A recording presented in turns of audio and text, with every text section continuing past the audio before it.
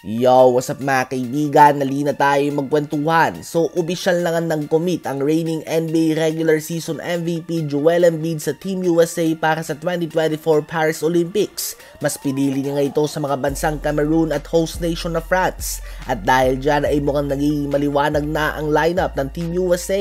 Madami ang iba't ibang projected starting lineup. Ngunit kung ako ang tatanungin, personally ay ilalagay ko si LeBron James sa point guard position, Stephen Curry sa shooting guard, Kevin Durant sa small forward, Anthony Davis sa power forward at Joel Embiid naman sa center. Para nga sa akin ay ito ang best 5 ng Team USA.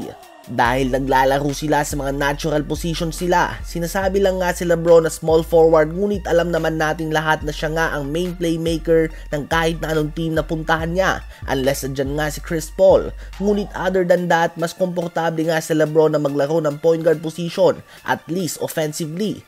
Habang si Stephen Curry naman ay listed as point guard dahil lang sa kanyang height. Ngunit si Draymond nga ang main playmaker ng Warriors. Kung iisipin natin, si Curry ay isang hybrid point guard, combo guard nga kung tawagin, pang shooting guard nga ang laro niya, nagkataon lang na may tangkad at katawan siya na pang point guard. Si KD naman ay small forward nga talaga ito. Lately na lang nga siya nagiging power forward mga kaibigan dahil sa pagkakauso ng small ball lineup at 7-footer din nga ito. Si Anthony Davis naman ay ganun din, isang power forward na napipilitan na maging center dahil sa pagkakauso ng 5-out offense. At center naman ay si Joel Embiid na kung may makakapigil man nga kay Jokic o at least matapatan nito, siya nga yun mga kaibigan.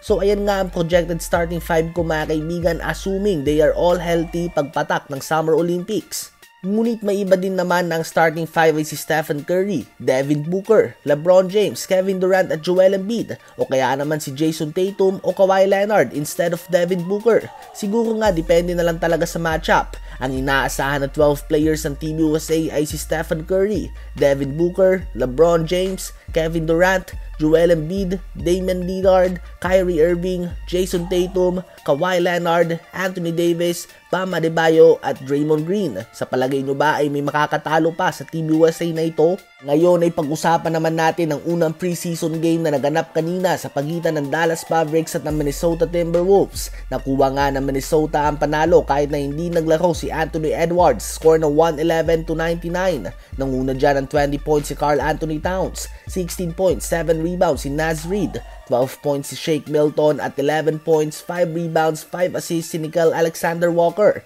Sa Mavs naman ay 25 points and 5 rebounds si Luka Doncic sa loob lamang yan ng 17 minutes of playing time. 13 points si Jaden Hardy at 2 points lamang si Kyrie Irving in 14 minutes.